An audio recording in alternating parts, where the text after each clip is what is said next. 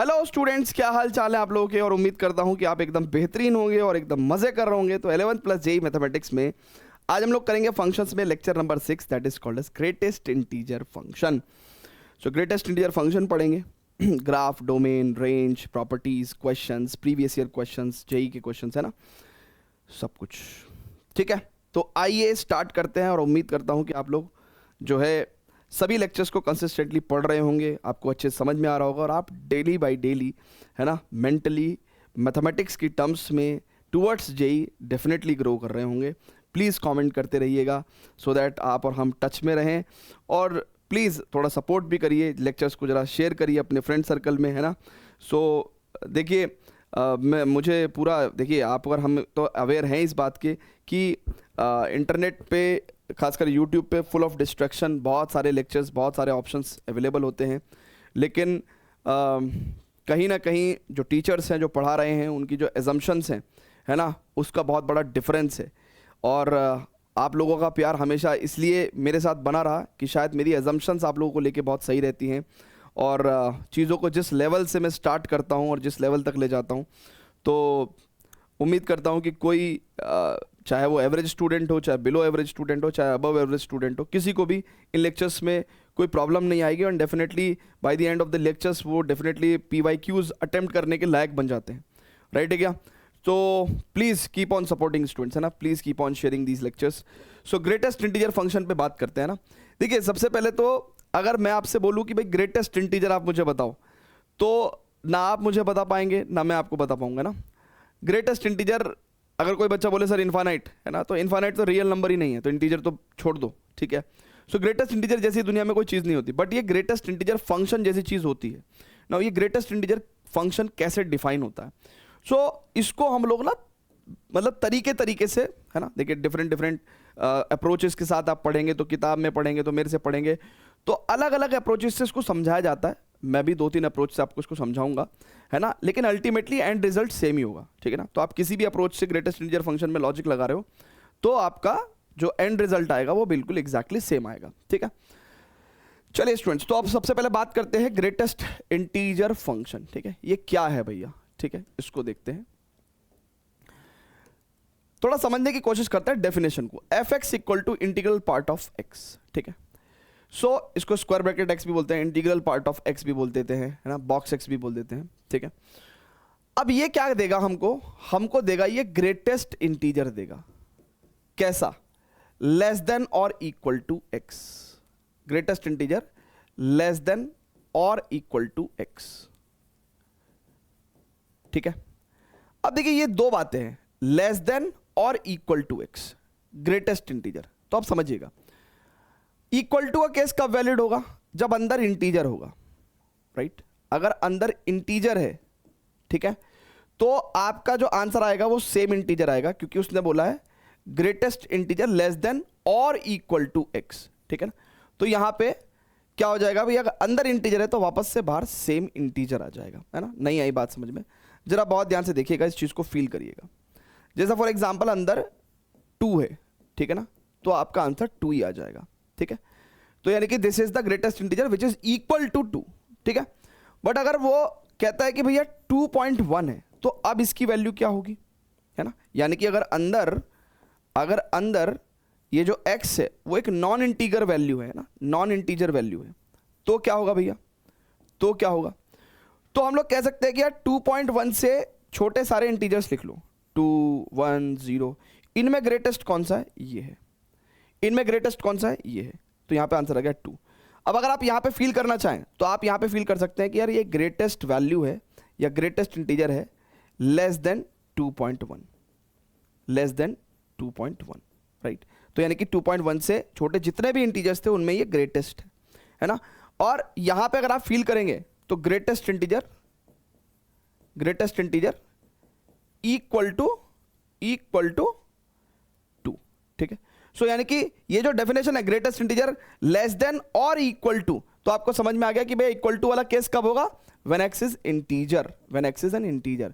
और less then वाला case कब होगा? When x is an non integer. ठीक है भैया, इतनी बात मेरे ख्याल से सभी को समझ में आ गई होगी। ठीक है, अब देसी भाषा में अगर हम लोग बात करें तो 2.1 से हम बोलेंगे कि भाई जितने छोटे इंटीजर्स हैं उनमें सबसे बड़ा इंटीजर है। इतनी बात घुमा के कहने से अच्छा है कि 2.1 से जस्ट छोटा इंटीजर बोल दें, तो यानी कि हम लोग यहाँ बोल देंगे जस्ट छोटा इंटीजर, तो भी हमारा काम चल जाएगा, तो भी हमारा काम चल जाएगा, ठीक है ना।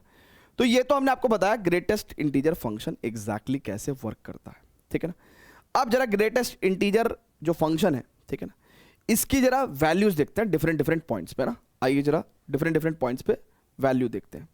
मान के चलिए कहीं पे अगर अंदर 0 है तो बाहर भी 0 ही आएगा, लेकिन अगर 0.1 है तो इसका मतलब 0.1 है अगर अंदर, ठीक है ना, तो जस्ट छोटा इंटीजर 0 होगा। और इनफैक्ट 0.9 का भी जस्ट छोटा इंटीजर 0 होगा, राइट। अगर 1 है अंदर तो 1 ही आंसर आएगा, और 1.1 पे जस्ट छोटा इंटीजर 1, 1.9 तक पे भी जस्ट छोटा इंटीजर 1 ही आएगा, राइट है क्या। अगर मैं लेट्स से कहता हूं कि -2 तो आंसर -2। अगर मैं कहता हूं कि भैया -1.1, तो देखिए नंबर लाइन पे अगर आप बहुत ध्यान से देखेंगे, लेट्स से ये 0, ये -1, ये -2, ठीक है।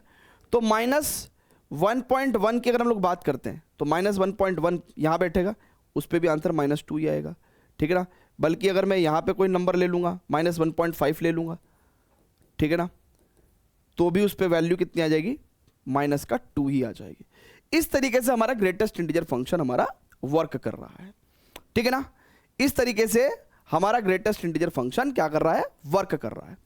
अब अगर हम लोग ग्राफ ड्रॉ करना चाहते हैं, अब हम लोग ग्राफ ड्रॉ करना चाहते हैं, तो अब हम लोग ग्राफ ड्रॉ कर सकते हैं। हम इस स्थिति में हैं कि भाई हम लोग ग्राफ ड्रॉ कर पाए, है ना, हम लोग ग्राफ ड्रॉ कर पाए, ठीक है, ओके। अब स्टूडेंट्स बहुत ही ध्यान से समझिएगा, बहुत ध्यान से समझिएगा।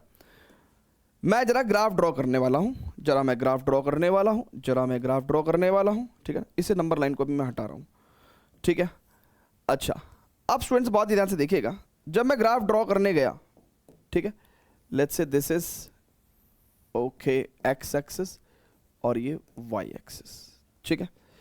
अब जरा समझिएगा मेरी बात, जब x की वैल्यू, देखिए ये फंक्शन ही तो है ना, ठीक है ना, जब x की वैल्यू 0 थी तो आपको 0 ही मिला, और 0.9 तक आपको 0 वैल्यू मिल रही है, राइट। बट जैसे ही 1 हुआ तो 1 पे आपको फंक्शन की वैल्यू 1 मिलने लगी, और 1.9 तक ऐसी ही रही। 2 पे एग्जैक्टली वैल्यू 2 हो गई, और 2.9 तक फिर ये ऐसे ही रही। 3 पे वैल्यू 3 हो गई, और 3.9 तक ऐसे हो गई। सीढ़ियों की तरह बन रहा है फंक्शन, राइट है क्या। -1 पे जो वैल्यू है ना, वो कितनी रहेगी, -1 ही रहेगी। और यकीन मानिए -0.1 की वैल्यू कितनी होगी, -1, और -0.9 तक की वैल्यू जस्ट छोटा इंटीजर -1, तो इसका मतलब ये यहां पे रहेगा, ठीक है। फिर -1 के जैसे ही कोई बड़ी वैल्यू आएगी ना, जैसे -1 से छोटी वैल्यू आएगी, है ना, सो लेट्स से -1.1, उस पे एग्जैक्टली वैल्यू कहां पहुंच जाएगा, -2 पे पहुंच जाएगा। And this is how the graph will work, and that is why greatest integer function को हम लोग स्टेप फंक्शन भी बोलते हैं। अच्छा, समटाइम्स हम लोग ग्रेटेस्ट इंटीजर फंक्शन को फ्लोर फंक्शन भी बोल देते हैं। अब ये फ्लोर फंक्शन की क्या कहानी है, इसके बारे में भी मैं आपको बताऊंगा, ठीक है। फिलहाल ग्राफ को देख के एक बात तो समझ में आती है कि ये जो फंक्शन है ये कभी भी, है ना, किसी भी रियल नंबर्स पर डिफाइंड है ना। आप यहां पे x की वैल्यू इंटीजर नॉन इंटीजर कुछ भी डाल सकते हो, और इंटीजर नॉन इंटीजर मिला के ऑल रियल नंबर्स। तो डोमेन की अगर हम लोग बात करें बच्चों, अगर हम इस फंक्शन में डोमेन की बात करेंगे बच्चों, है ना, व्हाट इज द डोमेन, तो डोमेन क्या होगी भैया ग्रेटेस्ट इंटीजर फंक्शन में, domain is all real numbers. और रेंज की अगर हम लोग बात करें बच्चों, तो रेंज क्या है बच्चों, रेंज क्या है, देखिए ये फंक्शन हमेशा बाहर इंटीजर उगलता है। क्या उगलता है, इंटीजर, मतलब इस फंक्शन का आउटपुट हमेशा इंटीजर आते हैं ना, -2, -1, 0, 1, 2, 3, तो यानी कि रेंज में क्या हो गया, ऑल इंटीजर्स, है ना, z, है ना, सेट ऑफ ऑल इंटीजर्स, ठीक है, set of all integers, set of all integers. Clear है क्या बच्चों, इतनी बात प्रॉब्लम क्लियर है कि सबको, यानी कि ग्राफ, डोमेन, रेंज, है ना। स्टेप फंक्शन क्यों बोलते हैं? क्योंकि सीढ़ियों जैसा इसका ग्राफ है, स्टेप्स की तरह, ठीक है ना। अच्छा, अब स्टूडेंट्स बात करेंगे कि भाई सर हम लोग इसको फ्लोर फंक्शन क्यों बोलते हैं ना, क्योंकि कुछ क्लासेस में हमने पढ़ा है कि, या कुछ बुक्स में हमने पढ़ा है कि ग्रेटेस्ट इंटीजर फंक्शन को फ्लोर फंक्शन भी बोलते हैं। तो फ्लोर फंक्शन की भी बात करेंगे। पहले फटाफट से इतनी जानकारी नोट करेंगे प्लीज, इतनी जानकारी नोट करेंगे please, pass the video, note it down, ठीक है। चलिए, बहुत ही बेहतरीन। अब ये वाला जो मैंने आपको लिखवा रखा ना, इसको हटाते हैं, ठीक है। अब जरा बहुत ही ध्यान से देखिएगा, why we call it as a floor function, है ना। फ्लोर फंक्शन क्यों बोलते हैं? अब स्टूडेंट्स बहुत ही ध्यान से देखिएगा, लेट्स से यहां पे 0 है और यहां पे 1 है और यहां पे 2 है और यहां पे -1 है और यहां पे -2 है, ठीक है ना, ऐसे। अब देखिएगा क्या होता है, होता क्या है जरा इसको समझिएगा। अगर मेरे पास 1.1 है, राइट, 1.1, तो भी मुझे क्या मिलता है? वैल्यू 1 पे मिलता है। मेरे पास 1.5 है तो भी वैल्यू मुझे, देखिएगा बहुत ध्यान से समझिएगा, अगर मेरे पास, बहुत ही ध्यान समझिएगा, बहुत ही ध्यान समझिएगा, ए, अगर मेरे पास 1.1 है तो भी मुझे वैल्यू कहाँ मिलता है? यहां मिलता है। 1.5 है तो भी मुझे वैल्यू 1 मिलता है, ठीक है ना। 1.1 पे, 1.5 पे, इनफैक्ट 1.9 पे भी मुझे वैल्यू यही मिलता है। यानी कि x की वैल्यू 1 से 2 के बीच में कहीं पे भी जाए, वो कहां पे गिरती है? वो अपने फर्श पे गिर जाती है, यहां पे, right. And that is why 1 से 2 के बीच में सारी वैल्यूज 1 पे आके पटक जाती हैं, and that is why we call it as floor function. हम इसको फ्लोर फंक्शन भी बोल देते हैं ना, this is one of the reason, ठीक है। चलिए, तो ये तो एक एस्पेक्ट से हमने चीजों को समझा, है ना, कि what is greatest integer function, why we call it as step function, why we call it as floor function, है ना। ये सब बातें हमने कवर करी। Now let's just move on to the further and understand a few basic properties, है ना, कि प्रॉपर्टीज को और पढ़ते हैं, ठीक है। सो फटाफट से pause the video, note it down. चलिए, अब properties of greatest integer function, है ना। प्रॉपर्टीज से पहले भी मैं आपको कुछ एक दो बातें बताना चाहता हूं। देखिए, जैसे एक एस्पेक्ट तो हमने ये बताया आपको, है ना, एक तरीका तो ग्रेटेस्ट इंटीजर फंक्शन को डिफाइन करने का ये बताया, ठीक है। एक तरीका तो ग्रेटेस्ट इंटीजर फंक्शन को डिफाइन करने का क्या था भैया, कि ग्रेटेस्ट इंटीजर फंक्शन एग्जैक्टली क्या है जी? f(x) is equals to integral part of x, और ये क्या देगा हमको? ग्रेटेस्ट इंटीजर लेस देन और equal to x, less than और इक्वल टू x, ठीक है ना। और हमने आपको इसको डिफाइन भी करके बताया पूरा, कि इक्वल टू x कब? जब x इज एन इंटीजर, जब x इज एन इंटीजर, और greatest integer less then x कब? ठीक है, जब x इज नॉन इंटीजर, ठीक है ना। ओके, इसी सेम फंक्शन को इन अदर वर्ड्स हम लोग कैसे भी डिफाइन कर सकते हैं? इन अदर वर्ड्स हम लोग ऐसे भी डिफाइन कर सकते हैं कि भैया f(x) इक्वल टू अगर इंटीग्रल पार्ट ऑफ x है, राइट, ठीक है। अगर f(x) equal to integral part of x है, सो बेसिकली वो कहता है कि इंटीग्रल पार्ट ऑफ x क्या देगा हमको? n देगा, है ना, n, यानी कि एक इंटीजर देगा, वेयर, ठीक है ना, जो x की वैल्यू है अगर वो greater than equal to n और लेस देन n+1 रहे तो हमारे को f(x) equal to integral part of x क्या देता है? n देता है, कि इंटीजर अगर x की value greater than equal to n रहे और लेस देन n+1 रहे। जैसे फॉर एग्जांपल, अगर हम लोग इसमें पर्टिकुलरली मान के चलिए f(2.3) की बात करते हैं, तो 2.3 हमको क्या देगा भैया? हमको जस्ट छोटा इंटीजर 2 देगा। तो यानी कि हम लोग कह रहे हैं कि वेयर 2.3 जो है वो ग्रेटर देन इक्वल टू 2 है ना, greater than equal to n है, ठीक है ना, एंड लेस देन 3 है, ठीक है ना, 2 + 1 3, ठीक है। तो ऐसे करके भी हम लोग ग्रेटेस्ट इंटीजर फंक्शन को डिफाइन कर सकते हैं। इसके अलावा स्टूडेंट्स, एक दृष्टिकोण ये भी है किसी भी नंबर को देखने का। देखिए, एक दृष्टिकोण ये है ना, an angle to look at the number. कोई भी दुनिया का नंबर जो होता है ना, उसके अंदर एक इंटीग्रल पार्ट होता है और एक फ्रैक्शनल पार्ट होता है, राइट। जैसे फॉर एग्जांपल अगर आप बहुत ध्यान से देखेंगे 2.3 इसका एक इंटीग्रल पार्ट है 2.3 और एक इसका फ्रैक्शनल पार्ट है, ये देगा आपको 2 और ये देगा आपको 0.3 और ऐसे करके बना 2.3, राइट। सो इसको बोलते हैं हम लोग फ्रैक्शनल, है ना। आगे चल के हम लोग फ्रैक्शनल पार्ट फंक्शन भी बोलेंगे। This is the fractional part of x, this is the fractional part of x, right. तो ये हम आगे चल के पढ़ेंगे। अभी मैंने आपको ब्रीफ इसलिए किया क्योंकि ग्रेटेस्ट इंटीजर फंक्शन इन्वॉल्व है ना, और this is the integral part of x, है ना, this is the integral part of x, ठीक है ना, ठीक है, इंटीग्रल पार्ट ऑफ एक्स। अब आप कहोगे कि सर अगर मान के चलिए 2 की बात करें तो 2 में क्या इंटीग्रल पार्ट है और क्या फ्रैक्शनल पार्ट है ना। 2 का फ्रैक्शनल पार्ट क्या है? सो 2 का फ्रैक्शनल पार्ट है 0 और 2 का इंटीग्रल पार्ट है 2। तो जो इंटीजर्स होते हैं उनके अंदर फ्रैक्शनल पार्ट 0 होता है, ठीक है ना। सो ये जो फ्रैक्शनल पार्ट ऑफ एक्स होता है इसकी जो वैल्यू होती है वो हमेशा greater than equal to 0 and less than 1 होती है, ठीक है ना। So this is what you need to understand, है ना। तो ये एक नंबर को देखने का नजरिया है, ठीक है, कि उसके अंदर एक इंटीग्रल पार्ट होता है और एक फ्रैक्शनल पार्ट होता है। Is it clear to everyone बच्चों? जल्दी से बताइएगा प्लीज, है ना। इसको पूरे को नोट करिए please, please pause the video, note it down. And अब हम लोग चलेंगे थोड़ा सा ग्रेटेस्ट इंटीजर फंक्शन की प्रॉपर्टीज पढ़ते हैं, ठीक है।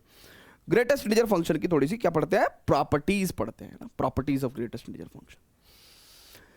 चलिए, तो प्रॉपर्टीज पढ़ने के बाद फिर क्या होगा ना, क्वेश्चंस करने में मजा आएगा, ठीक है।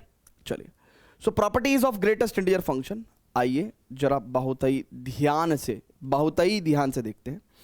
सबसे पहले प्रॉपर्टी तो ये है भैया, अगर आप देखेंगे तो अगर इंटीग्रल पार्ट ऑफ x बराबर n है, इट इंप्लाइज जो x है वो greater than equal to n होगा और लेस देन n+1 होगा। ये तो हमने अभी पीछे भी लिखा है। दूसरी प्रॉपर्टी ये होगी भैया कि कभी भी अगर x के साथ किसी इंटीजर को आपने जोड़ रखा है तो आप उस इंटीजर को बाहर निकाल सकते हो लाइक दिस, ठीक है। अच्छी प्रॉपर्टी है, इसके ऊपर भी काफी सवाल करेंगे हम लोग। तीसरी प्रॉपर्टी है कि इंटीग्रल पार्ट ऑफ -x, अब इसकी 2 वैल्यू होती हैं। एक वैल्यू होती है 0, सॉरी एक वैल्यू होती है minus of integral part of x, ठीक है, ठीक है। एक होती है minus of integral part of x, कब? When x is an integer, when x is an integer, ठीक है। और एक होती है minus of integral part of x -1 when x is non integer, ठीक है ना, when x is non integer. तो इसका जरा रूप जो है वो मैं आपको दिखा दूं, है ना, एक स्पेसिफिक केस में, कि अगर फॉर एग्जांपल अगर आप कहते हो कि भाई माइनस का 3 कितना होगा, तो मैं कह दूंगा minus of integral part of 3, यानी कि -3। एक तो ये एग्जांपल हो गया। दूसरा एग्जांपल अगर मैं कहूंगा माइनस का 3.1 कैसा होगा, तो मैं कहूंगा कि भाई माइनस का 1 माइनस का 3.1। तो अब ये 3.1 का जस्ट छोटा नंबर कितना होगा भैया, 3, तो -1 माइनस का 3 दैट इज माइनस का 4। और आप इसको ऐसे भी देख सकते हैं कि -3.1 से जस्ट छोटा इंटीजर माइनस का 4 आएगा। तो मैंने यही वाली प्रॉपर्टी यहां पे अप्लाई कर दी, ठीक है भैया, क्लियर है क्या? चलिए, अब स्टूडेंट्स बहुत ही ध्यान से देखेंगे और फर्दर प्रॉपर्टीज पढ़ते हैं, ठीक है। अच्छी प्रॉपर्टीज पढ़ेंगे। अब वो कहता है कि integral part of x plus integral part of -x, इसका क्या आंसर होता है? तो 2 बातें होती हैं, राइट। अगर x इंटीजर हो जाए, अगर x इंटीजर हो जाए तो ये आंसर 0 हो जाएगा। क्यों? क्योंकि integral part of -x minus of integral part of x हो जाएगा, तो आंसर 0 हो जाएगा। और अगर if x is non integer, है ना भाई, देखो ना, यही लॉजिक तो अप्लाई कर रहे हैं यहाँ पे। तो अगर x नॉन इंटीजर है तो यहाँ पे कितना आता है भैया, -1 minus integral part of x, और ये इंटीग्रल पार्ट ऑफ x, तो यानी कि ये से कट के और -1 आंसर दे देगा, ठीक है ना। तो ये वाली प्रॉपर्टी भी बहुत अच्छी है, बहुत ही प्यारी है भैया, बहुत ही बेहतरीन है ये, ठीक है। अच्छा, आप स्टूडेंट्स बहुत ही ध्यान से देखेंगे। चलिए स्टूडेंट्स, तो अब 5th प्रॉपर्टी देखते हैं। तो अब मैं 2-4 प्रॉपर्टी जो लिखवाऊंगा आपको वो इनइक्वलिटीज की फॉर्म में है ना, दे आर नॉट इक्वलिटीज, ठीक है। सो पहली प्रॉपर्टी तो ये लिखिए कि भाई इंटीग्रल पार्ट ऑफ x जो है वो आपका लेस देन और इक्वल टू x रहता है हमेशा, एंड ग्रेटर देन x -1, ठीक है। अब मे बी समटाइम्स ऐसा हो सकता है कि आपको चीज़ें फील ना हो, है ना, तो उस टाइम पे आपको क्या करना है कि x एक रैंडम वेरिएबल है ना, कुछ भी ले सकते हो आप x की जगह, है ना, integer, non integer, plus minus.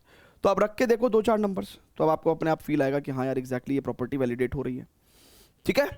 चलिए आगे फर्दर देखते हैं। अब देखिए, ये 4 प्रॉपर्टीज बेसिकली एक जैसी सी हैं, ठीक है ना। इसमें आपको अपना अध्ययन लगाना है।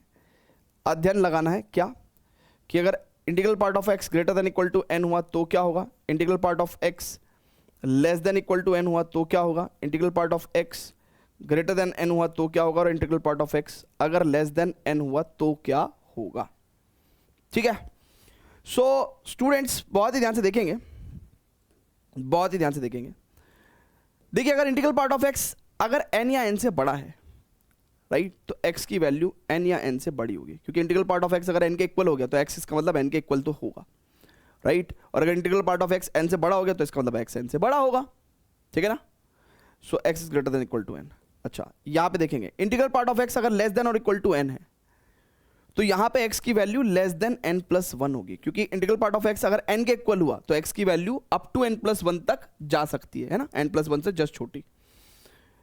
इंटीग्रल पार्ट ऑफ x अगर n से बड़ा है तो इसका मतलब n से बड़ा क्या हो सकता है, वो अगला इंटीजर भी हो सकता है। तो integral part of x n plus one के इक्वल भी हो सकता है, राइट। तो उस केस में x की वैल्यू जो है वो greater than equal to n plus one होगी। ठीक है भैया, क्लियर है क्या। अच्छा, यहां पे अगर बहुत ध्यान से देखेंगे इंटीग्रल पार्ट ऑफ x अगर n से छोटा है, अब अगर integral part of x n से छोटा है तो x की वैल्यू n से छोटी हो सकती है, राइट। क्योंकि अगर आपकी वैल्यू x की वैल्यू n से जस्ट छोटी हुई तो may be integral part of x n minus one आ जाए, जो कि n से छोटा है, राइट। और हियर जो n है ना भैया वो इंटीजर है ना, नो डाउट इंटीजर से, ठीक है ना, n belongs to integers. So this is how you will write these properties. Clear है क्या। चलिए, तो ये सारी की सारी प्रॉपर्टीज भी आप प्लीज नोट कर लीजिए, है ना। हालांकि मैं बहुत ज़्यादा थ्योरी लिखवाने में, आपको पता है मैं विश्वास नहीं करता और बहुत कम थ्योरी लिखवाता हूँ मैं, बट ये कुछ प्रॉपर्टीज़ हैं। और मैं ये नहीं कह रहा हूँ कि आपको अभी सारी की सारी याद हो जाएंगी, मैं कह रहा हूँ कि आप अभी लिख लो, 5-10% आपको समझ में आ गई, 5-10% आपको अगर याद हो गई तो मेन मुद्दा ये है कि लिख तो ली हमने, नोट्स तो बनी गए, अब आगे जैसे जैसे इस्तेमाल करेंगे वैसे वैसे हमको ये चीज़ याद आ जाएगी। देखिए आप एक चीज़ समझ के चलिए, कोई भी चीज़ अगर हमारे काम नहीं आई तो उसको याद रखने की भी ज़रूरत नहीं है ना, समझ रहे हो। हाँ, वो लम्हे जो हमारे आगे किसी काम के नहीं है उसको याद करके कोई फ़ायदा नहीं है। हाँ ठीक है, चलिए। सो एक और प्रॉपर्टी है बट अभी नहीं करवा रहा हूँ, है ना, बाद में करवाऊँगा ना, याद रखना 10वीं प्रॉपर्टी है, सो बाद में करवाऊँगा, ठीक है। यस, सो पहला ही प्रश्न, ओहो हो, देख के आप जवाब दे सकते हैं। देखिए प्रॉपर्टी हमने आपको लिखवाई कि इंटीग्रल पार्ट ऑफ x और integral part of minus x, इसके दो वैल्यूज होते हैं, एक तो 0 when x belongs to integer and -1 when x does not belongs to integer. तो यहाँ पे साफ साफ जो पाई है, राइट, वो खुद में इर्रेशनल नंबर है, राइट। इसका होल स्क्वायर जो है वो इर्रेशनल होगा।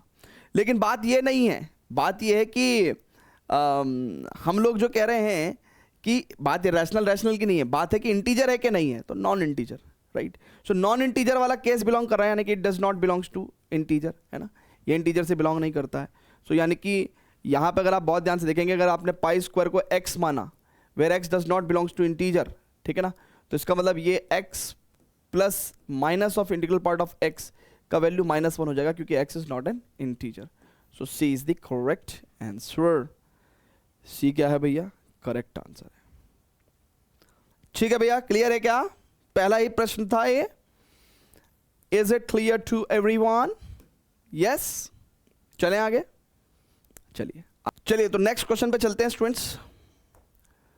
तो अगला ही क्वेश्चन जो है आपसे जेई का पूछ लिया गया है ना, तो खैर ये आसान क्वेश्चन है तभी यहाँ पे रखा गया है ना, कॉन्सेप्ट बिल्डिंग क्वेश्चन है और बहुत ही इजी क्वेश्चन है, और ये आया हुआ है 2021 में, ठीक है। आइए, है ना, 10वीं क्लास का कॉन्सेप्ट हम यहाँ पे लगाएंगे और उससे सॉल्व करेंगे, ठीक है। अब जरा समझिएगा, ये कह रहा है कि इफ x यानी कि इंटीग्रल पार्ट ऑफ x, ये क्या है, इंटीग्रल पार्ट ऑफ x यानी कि गिफ है, ग्रेटेस्ट इंटीजर फंक्शन। कह रहा है integral part of x be the greatest integer function less than और इक्वल टू x, देन इसका वैल्यू बताओ। अब देखिए इस एक्सप्रेशन का मतलब होता है समेशन। मतलब समेशन का मतलब क्या, कि भाई आप n की वैल्यू 8 से लेके और n की वैल्यू 9 और ऐसे करके n की वैल्यू 100 तक लेके जाओगे, है ना, n की वैल्यू 8 से लेके 100 तक लेके जाओगे और इन सभी टर्म्स को आप ऐड करोगे, है ना, उसका वैल्यू आपको चाहिए। अब देखिए इतना बेवकूफ़ आदमी कोई भी नहीं है कि, है ना, 100-200 टर्म्स को कोई ऐड कौन करेगा जेई के एग्जाम में, है ना। तो ऐसे केस में डेफिनेटली 2-4 टर्म्स को निकाल के हमको पैटर्न समझ में आ जाता है और क्वेश्चन सॉल्व हो जाता है बहुत इजीली, ठीक है। तो आइए जरा 2-4 टर्म सॉल्व करते हैं। सो जब n इक्वल टू 8 रखेंगे तो 8/2 4 और -1 की पावर 8 भी पॉजिटिव, तो 8/2 यानी कि 4 आ जाएगा, इंटीग्रल पार्ट ऑफ 4, राइट।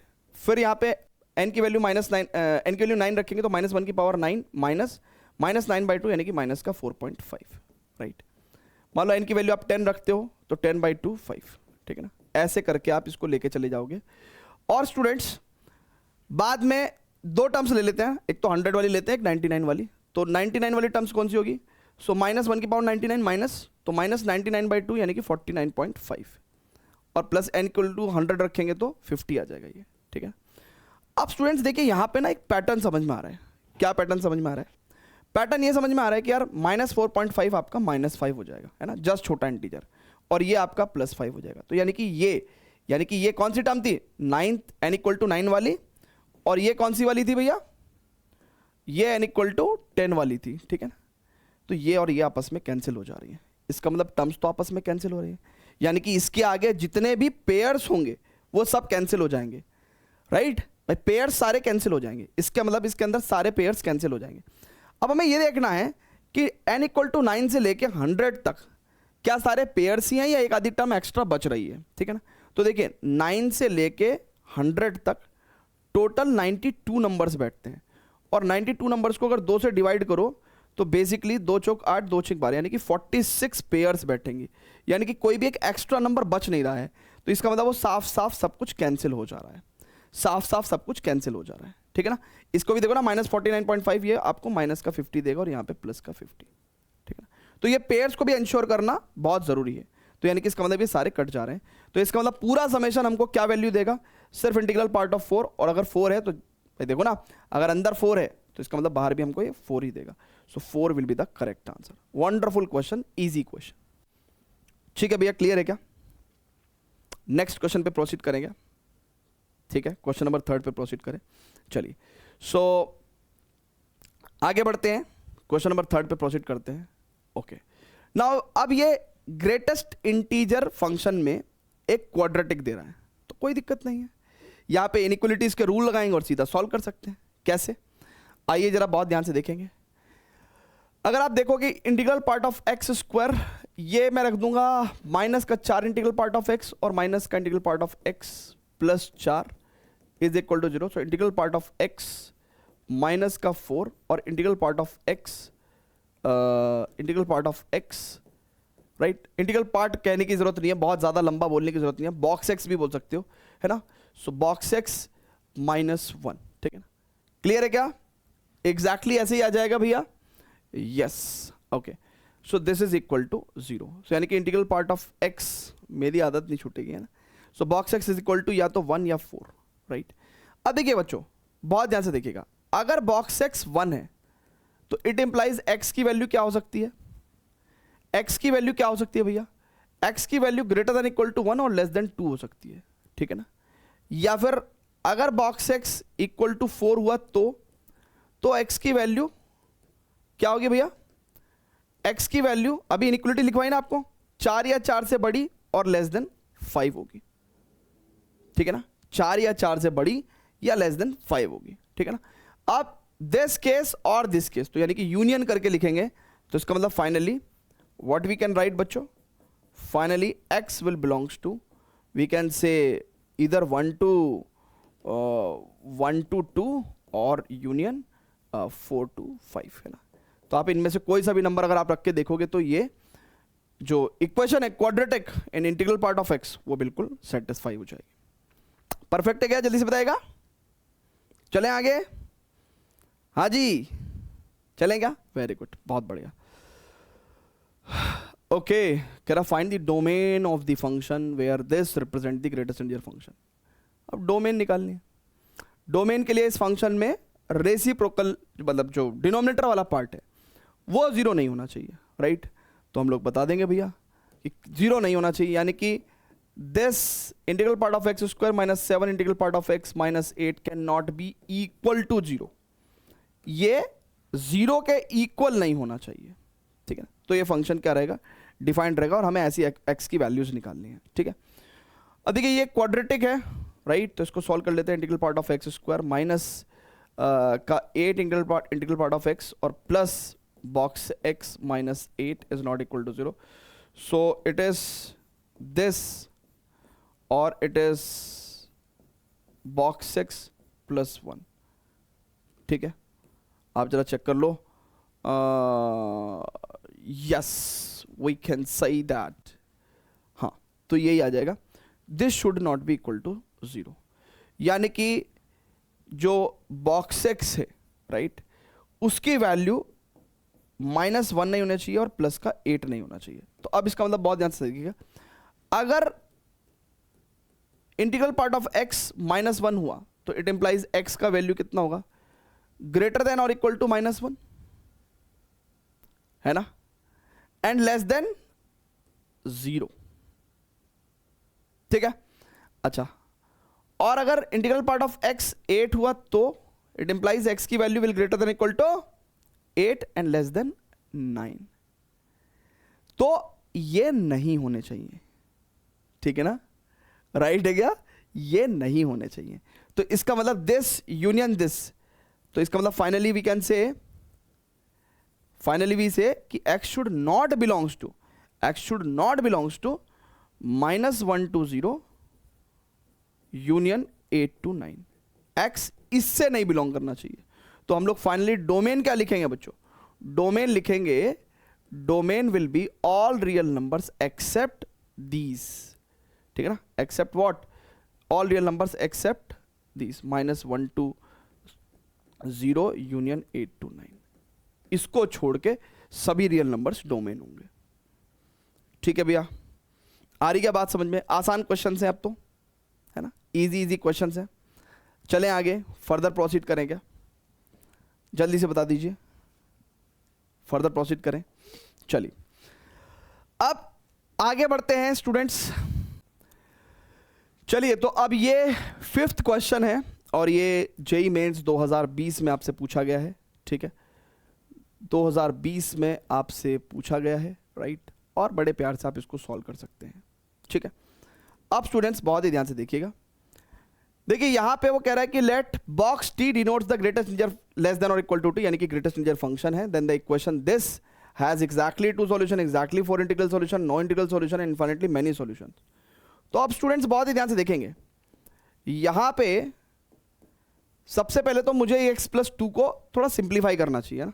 तो मैं x+2 को क्या लिख सकता हूं, क्या मैं लिख सकता हूं integral part of x+2, right है क्या. तो मैं यहां पे इंटीग्रल पार्ट ऑफ x+2, 2 को बाहर ले रहा हूं ना. सो 2 2 जा 4 आएगा ना बाहर. ठीक है, क्योंकि 2 की मल्टीप्लाई जो बाहर आएगा उससे भी तो होगी ना. हाँ, -7 = 0. ठीक है ना. सो integral part of x² +2 integral part of x -3 = 0. सो यहां पे क्या हो जाएगा भैया, फैक्टराइज कर दे, इसका मिडिल टर्म स्प्लिट कर दें, +3 integral part of x minus integral part of x -3 = 0. So integral part of x +3 और integral part of x -1 check कर लो. तो यहां से हमारे पास क्या आ गया भैया, इंटीग्रल पार्ट ऑफ x की वैल्यू या तो 1 आ जाएगी या -3 आ जाएगी. अच्छा, अगर इंटीग्रल पार्ट ऑफ x की वैल्यू, अब इसको पूरा सॉल्व करने का भी नीड नहीं है. ठीक है, अगर इंटीग्रल पार्ट ऑफ x की वैल्यू 1 आ गई, सो x की value will be greater than equal to 1 and less than 2 होगी. और मैंने अभी दूसरा केस सॉल्व भी नहीं किया, तो कह रहा है एग्जैक्टली 2 सॉल्यूशन, नो भाई. Exactly 4 integral solution, no. No integral solution, no. Infinite many solution, क्योंकि 1 और 2 के बीच में ही इनफाइनाइट x है.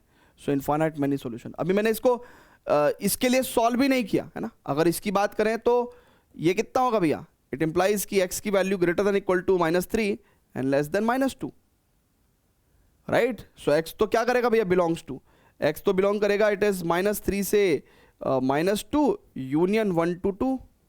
ठीक है ना. देखो यहाँ पे क्लोज आएगा, इन जगहों पे क्लोज आएगा. ठीक है, थोड़ा प्यार से सफाई से लिख दे रहा हूँ कि बेसिकली -3 से -2 ओपन यूनियन 1 to 2, राइट है क्या. So there are infinite many solutions. ठीक है ना, इनफाइनाइट मेनी सॉल्यूशंस. तो D will be the correct answer. ठीक है, आ रही भाई बात, समझ में आ रही है क्या, सही चल रहा है ना. चलें आगे, फर्दर प्रोसीड करें क्या? चले क्या? जल्दी से बता दीजिए प्लीज। ठीक है, great great great. Again this question number 6 बहुत ही प्यारा और इजी क्वेश्चन है ना। जरा सभी लोग ट्राई करेंगे सॉल्व करने का, सभी लोग ट्राई करेंगे सॉल्व करने का। क्या कर सकते हैं इसके अंदर, कैसे कर सकते हैं इसको सॉल्व, जरा जल्दी से बताइएगा। अब देखिए स्टूडेंट्स, आपको भी पता है कि यार ये वाला जो इतना पार्ट होगा ना वो एक इंटीजर देगा। सो यानी कि ये हमारे लिए तो n ही हो गया ना, इसको बाहर निकाल सकते हैं ऐसे करके। इसको बाहर निकाल दिया मैंने, n को बाहर निकाल दिया। अच्छा, अब बच्चों मुझे बताओ, अब ये वाला पार्ट भी एक इंटीजर है, यानी कि अब हमारे लिए ये n हो गया, तो इसको भी बाहर निकाल सकते हैं, राइट? सो अगर 3 times integral part of x बराबर 9, तो integral part of x is 3, then x की वैल्यू कितनी होगी भैया? ग्रेटर देन और equal to 3 and less than 4। Can we say that? ठीक है, जल्दी से बता दीजिए please. Is it clear to everyone? आगे बढ़े, नेक्स्ट क्वेश्चन पे प्रोसीड करें क्या? चलिए नेक्स्ट क्वेश्चन पे। ओ हो जेई में 2023 में ये प्रश्न पूछा है, और ये बड़ा ही टुच्चा सवाल है क्योंकि इसने हमसे डोमेन पूछा है, और ऐसा एक सवाल हम कर चुके हैं, और ऐसा हम इसको भी आराम से कर सकते हैं। ठीक है, क्लियर है क्या भैया? चलिए, अब स्टूडेंट्स बहुत ही ध्यान से देखेंगे। सो अब इस फंक्शन के डिफाइन होने के लिए integral part of x square minus 3 integral part of x minus 10 की वैल्यू ग्रेटर देन 0 होनी चाहिए। This should be the case. Equal to 0 भी नहीं हो सकता, ग्रेटर देन 0 होना चाहिए। चलिए तो इसको सॉल्व करते हैं भैया। Integral part of x square minus ये 5 इंटीग्रल पार्ट ऑफ एक्स और प्लस 2 बॉक्स एक्स, राइट?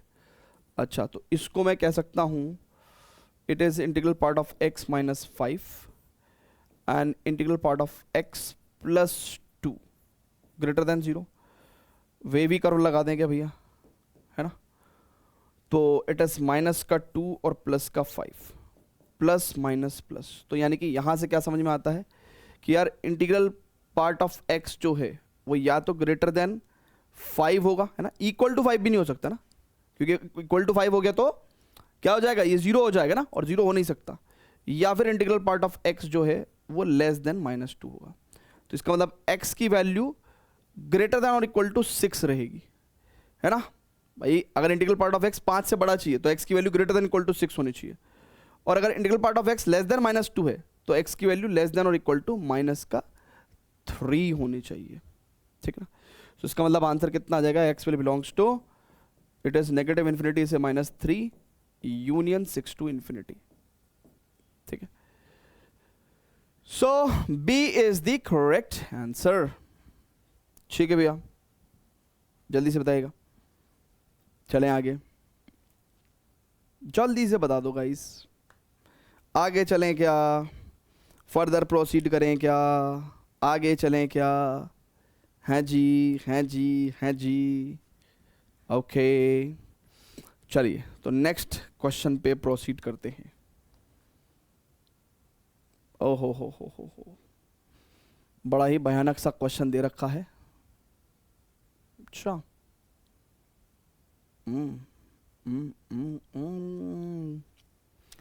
चलिए अब इस क्वेश्चन को जरा ध्यान से देखिएगा। ठीक है, 2021 में पूछा है ये आपसे जेई में, जरा ध्यान से समझिएगा। क्वेश्चन ज्यादा टफ नहीं है, इजी ही क्वेश्चन मान सकते हैं हम इसको। सो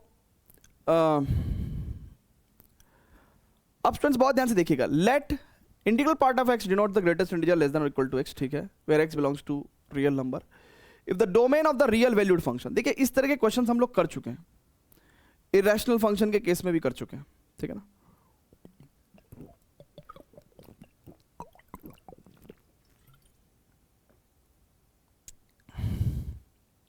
बड़े लग रही है बॉटल, क्या है, क्या ब्रांड है ये? बेलग्रे। विटामिन B12 एनरिच्ड वाटर, कुछ भी लिखते हैं यार कंपनी वाले हैं।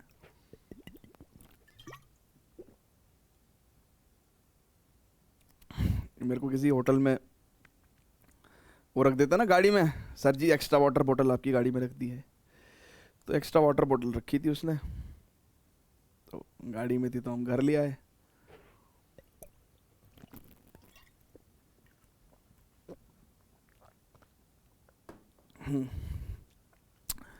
चलिए, तो इस तरह के क्वेश्चन हम लोग बहुत कर चुके हैं। तो कह रहा है कि भैया ये हमको कह रहा है if the domain of the function, अच्छा डोमेन ऑलरेडी दे रहे हैं वो, कह रहा है डोमेन इज दिस, है ना, और इसका यूनियन भी है ना, इसका एक यूनियन भी है। यूनियन में क्या है, this is u to infinity, है ना। अच्छा, कह रहा है कि भैया then the value of a plus B plus C का वैल्यू बताओ। ठीक है, तो इस फंक्शन की डोमेन निकाल देंगे, इनसे कंपेयर कर लेंगे, a और b और c का वैल्यू कंपैरिजन से हमको मिल जाएगा, जोड़ के बता देंगे, क्या दिक्कत है ना। कर दें क्या प्रॉब्लम? चलिए प्रॉब्लम सॉल्व करते हैं। देखिए सबसे पहले तो ये जो पार्ट है आपका ना, ये इस पूरे पार्ट की एक बात बता दूं मैं आपको कि ये ग्रेटर देन और इक्वल टू 0 होना चाहिए ना, यानी कि modulus integral part of x minus 2 upon modulus integral part of x minus 3 का वैल्यू ग्रेटर देन और इक्वल टू 0 होना चाहिए। ठीक है, ये ग्रेटर देन और इक्वल टू 0 होना चाहिए। ठीक है, अच्छा अभी वेवी कर्व लगा देते हैं, राइट, प्लस का 2 3, तो पॉजिटिव नेगेटिव पॉजिटिव, तो यानी कि यहां से हम लोग कह सकते हैं कि modulus integral part of x का जो वैल्यू है वो या तो ग्रेटर देन और इक्वल टू 3 होगा, या modulus integral part of x का जो वैल्यू है वो लेस देन और इक्वल टू 2 होगा, है ना, ऐसे कह देते हैं। ठीक है, ठीक है भैया, ठीक है ठीक है ठीक है ठीक है। अच्छा हम लोग एक बात समझिएगा, क्योंकि डिनोमिनेटर 0 नहीं हो सकता, राइट, तो हमको यहां वाला इक्वल टू हटाना पड़ेगा, है ना। ये चेक कर लिया करो आप, है ना, ये चेक कर लिया करो कि भैया जहां पे एक्सट्रीमिटी, जहां पे बेसिकली एंड पॉइंट्स होते हैं ना, वहां पे आपको चेक कर लेना चाहिए कि यार एग्जैक्टली हम लोग कुछ गलत तो कंसिडर नहीं कर रहे हैं, है ना। तो ये वाला पॉइंट कंसिडर नहीं कर सकते हैं, लेकिन इसकी वैल्यू 2 कंसिडर कर सकते हैं ना, कोई दिक्कत नहीं है। ठीक है, अब इसका मतलब क्या हुआ, इसका मतलब होगा क्योंकि मॉडुलस लगा हुआ है तो इसका मतलब इसके दो मतलब हैं कि इंटीग्रल पार्ट ऑफ x या तो ग्रेटर देन 3 होगा या integral part of x less than -3 होगा। अच्छा, इस बात का क्या मतलब है कि इंटीग्रल पार्ट ऑफ x जो है वो लेस देन और इक्वल टू 2 होगा और ग्रेटर देन इक्वल टू -2 होगा, राइट है क्या। अच्छा, अब यहां से हमारे पास क्या x मिलेगा भैया, देखिए अगर integral part of x less than और इक्वल टू 2 है तो x की वैल्यू लेस देन 3 हो सकती है, और इंटीग्रल पार्ट ऑफ x की वैल्यू अगर -2 या उससे बड़ी है, राइट है, तो x की value greater than equal to -2 ही होगी। ठीक है ना, क्योंकि इंटीग्रल पार्ट ऑफ x की वैल्यू अगर -2 के इक्वल हो जा रही है तो मतलब उसका मतलब ये है कि भैया जो है ये वैल्यू अगर -2 या उससे बड़ी होनी चाहिए, तो वी कैन से कि भाई x की वैल्यू -2 या उससे बड़ी होगी। ठीक है, यहाँ तो ये बात तो हमने सॉल्व कर ली भैया, ठीक है ना। अब इसको आ जाओ जरा सॉल्व करने। ये भाई क्या कहते हैं कि अगर integral part of x greater than 3 रहा तो x की वैल्यू हम लोग क्या कहेंगे भाई, ग्रेटर देन इक्वल टू 4 होगी, राइट। और अगर integral part of x less than -3 है तो मैं कहूंगा कि x की वैल्यू भी लेस देन -3 लेना आप, ठीक है ना, क्योंकि उससे क्या होगा, इंटीग्रल पार्ट ऑफ x जो है वो -3 से छोटा यानी कि -4 के करीबन आ जाएगा। ठीक है, तो ये सारी इनइक्वलिटीज हमने सॉल्व करी, ठीक है ना। अब इनइक्वलिटीज को अप्लाई करके, इनइक्वलिटीज को अप्लाई करके हमारे पास फाइनली x क्या आ रहा है, तो x की वैल्यू आ रही है भैया, x की value will belongs to, it is negative infinity से -3 ओपन, यूनियन -2 से 3 ओपन, राइट, -2 पे क्लोज 3 पे open, union it is 4 to infinity. ठीक है, अब अगर हम इसको कंपेयर करें किससे, x will belongs to -infinity to a, union b to c, union u to infinity, right. तो इसको अगर हम लोग कंपेयर करेंगे बच्चों, तो a का वैल्यू हो गया -3, b का वैल्यू हो गया -2 और c का वैल्यू हो गया 3। सो a प्लस बी प्लस सी पूछा है हमसे, सो -3 -2 प्लस 3, ठीक है, तो आंसर आ जाएगा -2, तो c is the correct answer. Clear है क्या बच्चों, क्लियर है। है ना। तो हमने डोमेन निकाली, देखिए फिर से एक बार समझा देता हूं बहुत ही कम शब्दों में कि this value should be greater than equal to 0। Wavy curve लगाया तो modulus integral part of x की वैल्यू ग्रेटर देन 3 और we can say modulus integral part of x की value less than equal to 2। हमने इसको further modulus की property लगाई, तो मॉडुलस की प्रॉपर्टी कहती है कि इंटीग्रल पार्ट ऑफ x या तो 3 से बड़ा होगा या -3 से छोटा होगा। यहां से हमने इंटीग्रल पार्ट ऑफ x की इक्वलिटी लगाई कि अगर इंटीग्रल पार्ट ऑफ x 3 से बड़ा है तो इसका मतलब x की value greater than equal to 4 होगी, और इंटीग्रल पार्ट ऑफ x अगर लेस देन -3 है तो इसका मतलब x की वैल्यू -3 से छोटी होगी। और हमने यहां पे भी लगाया कि अगर modulus integral part of x less than equal to 2 है तो मॉडुलस की प्रॉपर्टी लगाने से इंटीग्रल पार्ट ऑफ x जो है वो क्या हो जाएगा, less than equal to 2 and greater than equal to -2। अब यहां पे अगर आप बहुत ध्यान से देखेंगे तो इंटीग्रल पार्ट ऑफ x अगर less than equal to 2 and greater than equal to -2 है तो x की वैल्यू है ना, क्योंकि मॉडुलस x जो है sorry integral part of x जो है वो 2 या 2 से छोटा है, तो x की वैल्यू अप टू 3 से जस्ट छोटी तक जा सकती है। तो x की value less than 3 and greater than equal to -2। So यानी कि ये सारी की सारी वैल्यूज हमने यहाँ पे लेके कंबाइन करके कंपेयर करके a और b और c का वैल्यू हमने जोड़ दिया, ठीक है ना। देखिए मैं आपको एक बात फिर से बता देता हूँ कि ये प्रॉपर्टीज आपको बड़ा परेशान कर रही होंगी ना, ये प्रॉपर्टीज आपको बड़ा परेशान कर रही होंगी ये वाली, ठीक है। इनको एक बार ना आराम से वीडियो को पॉज करके अपनी कॉपी पे लिख के इनको थोड़ा फील करके ना समझो कि यार ये सर ने ऐसा क्यों लिखवाया है ना। इनमें x की वैल्यूज डाल डाल के देखो, राइट, x और n को डाल डाल के देखो, तब आपको थोड़ा सा फील आएगा, राइट है क्या। हाँ, सो इसके अंदर मैं भी अगर आपको एग्जाम्पल दूंगा तो मैं आपको कितने भी एग्जाम्पल दे दूंगा आपको फील नहीं आने वाला, है ना भाई। मैं तो सर्टेनली कोई एग्जाम्पल दे दूंगा लेकिन उससे आपको फील नहीं आएगा, ये आपको ही फील करना है, ठीक है ना, ये सारी प्रॉपर्टीज, ठीक है। चलिए तो अब हम लोग नेक्स्ट प्रश्न पे चलेंगे। ये क्वेश्चन अच्छा था, राइट, इसका आंसर कितना आ गया था हमारे पास, this answer came out as -2, ठीक है। ओहो, अब स्टूडेंट्स ये एक क्वेश्चन है और ये आपसे पूछ रहा है, कुछ चीजें पूछ रहा है ये आपसे, ठीक है। चलिए तो मैं यहां से आपको एक प्रॉपर्टी लिखवाता हूं, उससे ये क्वेश्चन और थोड़ा आसान आपको दिखेगा। वो मैं कहता ना 10वीं प्रॉपर्टी लिखवाऊंगा, तो 10वीं प्रॉपर्टी मैं यहां पे लिखवा दे रहा हूं, ठीक है, या वहीं लिखवा देते हैं ना। फिर क्या होता है ना कि आप लोग जब नोट्स रिवाइज करते हो तो फिर सारी प्रॉपर्टीज अगर एक जगह पे मिल जाए तो काम बन जाए, है ना। तो ये प्रॉपर्टी 10th प्रॉपर्टी यहां लिखवा देते हैं। देखिए अगर कभी 2x है तो हम इसको क्या लिख सकते हैं, x integral part of x और integral part of x plus 1/2, right. कभी अगर 3x है, इंटीग्रल पार्ट ऑफ 3x है, ठीक है ना। इसके प्रूफ एज सच इंपॉर्टेंट नहीं है, बट मैं आपको राइट इसको फील करा के चल रहा हूं, ठीक है। इस तरीके से आप लिख सकते हैं। तो इस बात को आप जनरलाइज भी कर सकते हो, क्या कि integral part of nx is nothing but where n is a natural number, है ना, n is a natural number, तो it is integral part of x plus integral part of x plus 1/n plus integral part of x plus 2/n, right. और इसको आप कहां तक ले जा सकते हो, n-1 तक, है ना, -1/n, ठीक है, यहां तक। सो ये मैंने आपको एक्स्ट्रापोलेट करके बता दिया ना, 2x से स्टार्ट किया और यहां तक बता दिया आपको, ठीक है। इसको एक बार प्लीज नोट कर लीजिए, ठीक है। ऐसा डायरेक्टली कभी ये प्रॉपर्टी अप्लाई नहीं होती, बट स्टिल अगर कहीं ऑप्शनल स्टेटमेंट है तो आपको समझ में आ जाएगा कि यार इस तरह की सर ने एक प्रॉपर्टी लिखवाई थी, ठीक है। अब स्टूडेंट बहुत ध्यान से देखेंगे, अगर हम लोग बात करें जो ये प्रश्न हमसे पूछा गया है ना, ये कौन सा प्रश्न है भैया, दिस क्वेश्चन, यहां पे हमको इसका आंसर निकालना है। अब स्टूडेंट्स बहुत ध्यान से देखिए, देखिए कॉमन सेंस है, ये एंटायरली कॉमन सेंस है। ये 0.5 है, राइट, इसका आंसर 0 रहेगा। और आंसर हमको कब तक 0 मिलेगा, आंसर हमको कब तक 0 मिलेगा, जब तक मेरे पास यहां पे इनसाइड में 1 ना आ जाए। अगर 0.99 भी है ना तो मुझे क्या मिलेगा, 0 ही आंसर मिलेगा। तो अब स्टूडेंट्स बहुत ध्यान से देखिएगा, यहां पे कहीं, राइट, देखिएगा बहुत ध्यान से, ये 1/2 है, राइट, और ये 1/2 प्लस 1/100 है, ठीक है। अब स्टूडेंट्स बहुत ध्यान से देखिएगा, अगर 1/2 प्लस 49/100 है तो ये क्वांटिटी अभी भी हाफ से कम है, राइट। यानी कि जब मैं यहां कहूंगा 1/2 प्लस 50/100 तो ये क्वांटिटी 50/100 यानी कि 1/2 हाफ, हाफ और हाफ, यहाँ पे पहली बार 1 आएगा।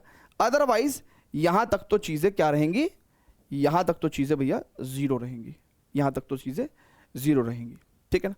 अच्छा ये 0.5 है। अब बहुत ध्यान से देखना, अब इसको अगर आप समझो तो 1/2 से प्लस 149/100 की अगर मैं बात कर रहा हूं, ठीक है, तो यहां तक आंसर मेरे पास 1 ही रहेगा। बट जैसे ही मैं आप बहुत ध्यान से देखोगे 1/2 प्लस 150y/100 कर दूंगा तो आंसर कितना आने लगेगा, 2 आने लगेगा, राइट है क्या, ठीक है, 2 आने लगेगा। और उसके बाद अगर आप बहुत ध्यान से देखेंगे तो हाफ प्लस 249/100, यहां तक आंसर आपके पास क्या आएगा भैया, अगर आप बहुत ही ध्यान से देखेंगे तो 150 इट इज 3/2 ना, 3/2 प्लस हाफ यानी कि 4/2 2, ओके, सो 2.5, यस, तो यहां तक आंसर आपके पास 2 ही आएगा। बट जैसे ही आपके पास 1/2 प्लस, ये देखिए इसी तरीके से आपको जनरलाइज देखना है इसको, फिर आपके पास जैसे ही 250/100 आया वैसे ही ये वैल्यू कितनी आने लगेगी, 3 आने लगेगी। और यहां से लेके आपके पास 1/2 से लेके 265/100 तक आपको 3 ही मिलेगा, आपको 3 ही मिलेगा। आप करके देख लीजिए, आप करके देख लीजिए। तो स्टूडेंट्स अब बहुत ध्यान से देखेंगे, यानी कि मुझे इतनी टर्म्स में 1 मिल रहा है, यहां से लेके यहां तक की टर्म्स में 2 मिल रहा है, और यहां तक की टर्म्स में मेरे को 3 मिल रहा है, ठीक है ना। मेरे को सब कुछ जोड़ना है। तो देखिएगा अब फाइनली देखिएगा ये 0 हो गया भैया, है ना। ये कितनी टर्म्स थी बच्चों, कुछ कोई बताएगा। देखिए 1/100 से 49/100 तक जा रही है, और एक टर्म ये थी, तो मैं कहूँगा कि ये 50 टर्म्स थी, ठीक है ना। अच्छा अब 149 से कोई मामला स्टार्ट हुआ है, राइट, जहाँ सॉरी 50 से कोई मामला स्टार्ट हुआ है और 149 तक जा रहा है, राइट है क्या। तो इसका मतलब 100 टर्म्स ये हो गई, राइट, 100 टर्म्स ही हो गई भाई। ये तो आपको पता होगा ना यार कि यार 50 से अगर 149 तक जा रहे हैं तो there will be the 100 terms, इसमें 1 आएगा। अच्छा 2 की बात करते हैं, 150 से 249 तक ये भी 100 टर्म्स हो गई, राइट। और अब 250 से 265 तक तो ये कितनी हो गई भैया, भैया इट इज 16 ना, सो 3 × 16, ठीक है ना, क्योंकि ये 3 दे रहा है।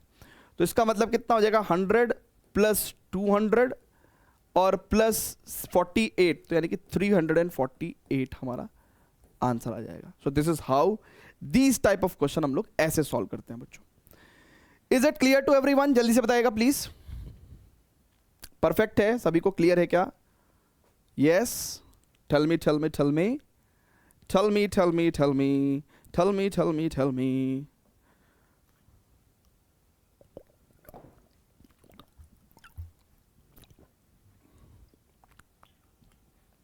चलिए नेक्स्ट क्वेश्चन पे चलेंगे। चलिए तो कुछ ऐसा ही है मेरे ख्याल से।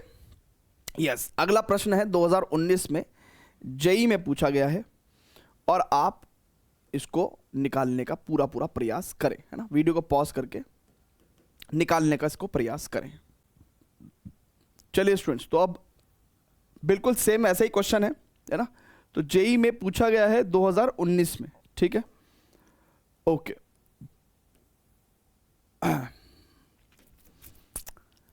आप अगर वीडियो को पॉज करके ट्राई करने की कोशिश करेंगे तो डेफिनेटली मुझे लगता है कि कर पाएंगे, ठीक है। चलिए, लेकिन फिर भी एक बार कर देते हैं सॉल्व। कह रहा था सम ऑफ द सीरीज निकालो। देखिए यहां पे बहुत ध्यान समझिएगा, दिस इज -1.1/3 है ना, राइट। ये लगभग -0.33 हुआ लगभग, ठीक है। और हालांकि इससे थोड़ा सा ज़्यादा ही, भाई 1/3 जो है ना वो 0.33 से थोड़ा सा ज़्यादा ही होता है ना, ये मान के चलो आप। बट -0.33 आपको आंसर जस्ट -1 देगा ना, जस्ट छोटा इंटीजर -1, ठीक है ना। अच्छा, ये कहानी कहाँ तक चलेगी भैया, ये कहानी कहाँ तक चलेगी? अगर मैं यहाँ पे फर्दर, आप खुद सोचो, -1/3 और -66/100 कर दूं, राइट है क्या? हाँ। सो अब अगर आप बहुत ध्यान से देखेंगे तो ये -0.33 और ये -0.66, तो ये एग्जैक्टली हमको -0.99 जस्ट छोटा इंटीजर -1 दे देंगे। अब अगली टर्म देखते हैं ना, क्लोजली ऑब्जर्व करते हैं, -1/3 और माइनस का 67/100, राइट। सो अब अगर आप बहुत ही ध्यान से देखेंगे तो टेक्निकली दिस इज -0.33 और दिस इज माइनस का 0.67, ठीक है। अच्छा, अब यहां पे ये बहुत इंटरेस्टिंग पॉइंट है इस क्वेश्चन का। सो टेक्निकली बहुत सारे लोगों को ऐसा लगेगा कि दिस इज 1.00 और वो इसका आंसर -1 रखेंगे, राइट है क्या। लेकिन द प्रॉब्लम इज कि ये 0.33 से थोड़ा सा ज्यादा होता है, थोड़ा सा ज्यादा, राइट। 1/3 जो है वो 33.33 ऐसे करके मान लो आप, ठीक है ना। सो 33.33%, तो यानी कि ये -1 से क्वांटिटी ऐसे है लगभग -1.01 मान लो, ठीक है ना। तो यानी कि नेगेटिव सेंस में तो कहेंगे कि इससे थोड़ा सा छोटा है। तो यानी कि यहां पे -1 आउटपुट ना आके यहां पे इस केस में आउटपुट आएगा जस्ट छोटा इंटीजर -2, ठीक है ना। तो ये थोड़ा सा ट्विस्टिंग पॉइंट था। अब आगे चलेंगे तो -1/3 से माइनस का 99/100। अब देखो ये तो 0.33 चल ही रहा है माइनस का, और ये कितना होगा 0.99, ये कितना होगा लगभग 1.23, यानी कि इसका जस्ट छोटा वैल्यू भी -2 ही बैठेगा, ठीक है ना। सो अब स्टूडेंट्स बहुत ही ध्यान से देखेंगे, अब मुझे एक बात समझ में आ रही है कि कितनी टर्म्स जो है यहाँ पे -1 गिवन कर रही है ना। सो देखिए टेक्निकली 66 तक गए हैं, राइट, और यहां से एक स्टार्ट हुआ था, तो यानी कि एक और टर्म, तो 67 टर्म्स हैं, तो 67 टर्म्स तो -1 दे रही हैं। और कितनी टर्म्स -2 दे रही हैं, 67 से 99 तक, यानी कि 67, 68, 69, 70, 4 तो यही हो गई, और 29 और 4 33, तो यानी कि 33 इंटू -2, तो इनको हम लोग को ऐड करना है। तो दिस इज -67 और -66, तो यानी कि 7 6 13 का 3 का हासिल को 1 और 6 1 7 6 13, सो -133 will be the correct answer. Wonderful question.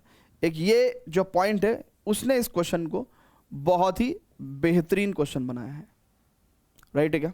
Otherwise आपका आंसर जो है वो -131 आता है ना, क्योंकि डिफरेंस आ जाता ना, बल्कि -131 भी नहीं आता, -132 आता, क्योंकि इसको इस वाले केस को आप -1 के केस में जब लेते तो एक -1 की कमी हो जाती, राइट। तो यानी कि -132 आंसर आता आपका, ठीक है ना। हाँ, और आ भी रहा होगा बहुत सारे स्टूडेंट्स का ऐसा ही, ठीक है। चलेगा नेक्स्ट क्वेश्चन पे चलेगा। ये बढ़िया लग रहे हैं इस तरह के क्वेश्चंस, हाँ आते ही हैं जेई में, है ना, और बहुत डेंजरस लगते हैं देखने में बच्चों को, ठीक है। और ये बहुत ही बेहतरीन कॉन्सेप्ट था, ठीक है ना, ये वाला। चलिए अब question number, this is JEE mains online April 2014 में एक क्वेश्चन पूछा गया। अगेन बिल्कुल सिमिलर क्वेश्चन है ना, कोई बहुत ज़्यादा खास फर्क नहीं है। वीडियो को पॉज करके आप अगर सॉल्व करने की कोशिश करेंगे तो डेफिनेटली सॉल्व कर पाएंगे, ठीक है। बट हम भी करते हैं, ठीक है, हम भी करते हैं साथ में। अब देखिए सेम वही 1/3 का कॉन्सेप्ट चल रहा है। अच्छा, वो कह रहा है कि Fn equal to this quantity into n, है ना, और हमको क्या करना है भैया, समेशन n इक्वल टू 1 से 56 तक, यानी कि हमको F1 से लेके, अब देखो ये तो मुझे भी पता है यार कि 56 टर्म्स तो कोई भी नहीं जोड़ पाएगा, ठीक है ना, तो कुछ ना कुछ सिंप्लीफाई करके ही जोड़ सकते हैं, है ना, किसी तरीके से जोड़ सकते हैं। तो आप जरा देखते हैं, है ना। अब अगर हम लोग n की वैल्यू 1 लें तो 1/3 प्लस 3/100, राइट, इंटू n की जगह 1। अच्छा, ये जो प्रोडक्ट है ना, ये लफड़ा क्रिएट करेगा हमारे लिए। 1/3 प्लस 3 इंटू 2/100 इंटू 2, ठीक है ना। सो ये जो मल्टीप्लीकेशन है ना, ये हमारे लिए लफड़ा क्रिएट करेगा, ठीक है ना। तो हमको इसको कुछ, है ना, इजी फॉर्म में रिप्रेजेंट करना पड़ेगा। और वैसे भी देखिए बाहर वाला जो n है ये कुछ भी चेंज क्रिएट नहीं करेगा, जो भी इस फंक्शन को सिंप्लीफाई कर सकता है वो सिर्फ अंदर वाला पार्ट ही सिंप्लीफाई कर सकता है, राइट। तो फिर इसको थोड़ा सा और सिंप्लीफाई करके लिखता है, अदरवाइज नहीं तो बहुत सारी जगह घिर जाएगी। अब स्टूडेंट्स बहुत ही ध्यान से देखिएगा, अब यहाँ पे n की वैल्यू 1 से लेके हमको 56 तक कंसिडर करनी है ना, तो टुकड़ों में देखिए कंसिडर करते हैं। अब देखिए ये 1/3 कितना है, 1/3/3n/100 है ना, इस पार्ट को कंसिडर करते हैं ना। 1/3 प्लस देखिए ये हो गया 0.33, है ना, उससे थोड़ा सा ज़्यादा मान लो। तो यानी कि यहाँ पे अगर n की वैल्यू 22 तक रहेगी, ठीक है, तो 22 दिया 66, यानी कि 0.66 तक ये वैल्यू हमें 0 ही मिलती रहेगी, राइट है क्या। n की वैल्यू अगर आप 22 तक ले लें तो आपको ये वैल्यू जीरो मिलती रहेगी। तो प्रोडक्ट में कुछ भी हो, मल्टीप्लाई में कुछ भी हो, है ना, फंक्शन तो जीरो ही रहेगा। तो इसका मतलब हम लोग कह सकते हैं कि फॉर n की वैल्यू 1 से लेके 22 तक फंक्शन का वैल्यू तो जीरो ही हो गया, ठीक है। अच्छा, फर्दर बात करेंगे। अभी तो 56 तक लेनी है ना, n की वैल्यू 23 तक लेते हैं ना। चलिए अब n का वैल्यू 23 लेते हैं भैया, 23। सो 1/3 प्लस ये हो गया 3 तिया 9, 3 दूनी 6, राइट। सो अपॉन 100, और ये कितना हो जाएगा भैया, इट इज़ 0.33 और प्लस 0.69, तो ये कितना हो जाएगा भैया, this will be certainly 1 point, है ना, ये कितना हो जाएगा, ये 1.02, ठीक है। अब ये आंसर हमको 1 देगा। अब ये आंसर 1 कहाँ तक देगा, देखिए 23 से स्टार्ट किया, अब 0.33 है, यानी कि ये अगर 0.33 प्लस 1.66 तक जो है, 1.66 तक, राइट, ये वैल्यू 1.99 रहेगी और हमको क्या मिलता रहेगा, 1 ही मिलता रहेगा, 1 ही मिलता रहेगा। सो 1.66 कैसे आएगा भैया, n की वैल्यू अगर मैं क्या रखूं, क्योंकि मुझे 3 टाइम्स करके मिलेगा 1.66। तो अब देखिए अगर मैं n की वैल्यू 55 रखूं, है ना, 1/3 प्लस 3 इंटू 55 अपॉन 100, सो यहां से देखिए बच्चों हमारे पास क्या मिलेगा, इट इज 0.33 और ये मिल जाएगा 1.65, राइट। तो 1.66 तो नहीं मिल रहा है, बट 1.65 मिल गया यहां तक, है ना।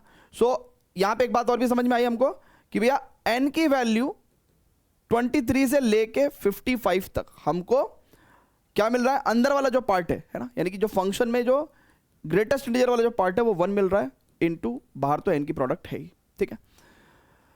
अब फॉर n की वैल्यू अब बचा भी सिर्फ 56, है ना, सिर्फ 56 कंसिडर कर रहे हैं। तो 56 के लिए क्या होगा भैया, 1/3 प्लस 3 इंटू 56 अपॉन 100, राइट। सो ये हो जाएगा, इट इज सर्टेनली 0.33, और ये हो जाएगा, इट इज 3 × 18 का 8 का 3 × 15 1 16, सो 168 अपॉन 100 यानी कि 1.68।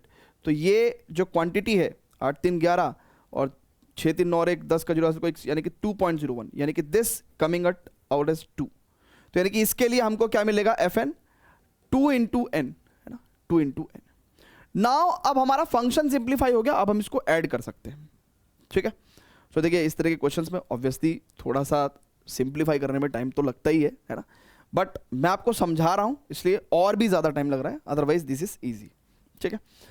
एक बार ये काम हो गया बच्चों, चलिए एक बार अगर हमारा ये काम हो गया, देन तो हम लोग सम बड़े आराम से निकाल सकते हैं ना। सम कैसे निकालेंगे भैया, अब देखिए हमको क्या करना है, F1 से लेके F56 तक का सम निकालना है।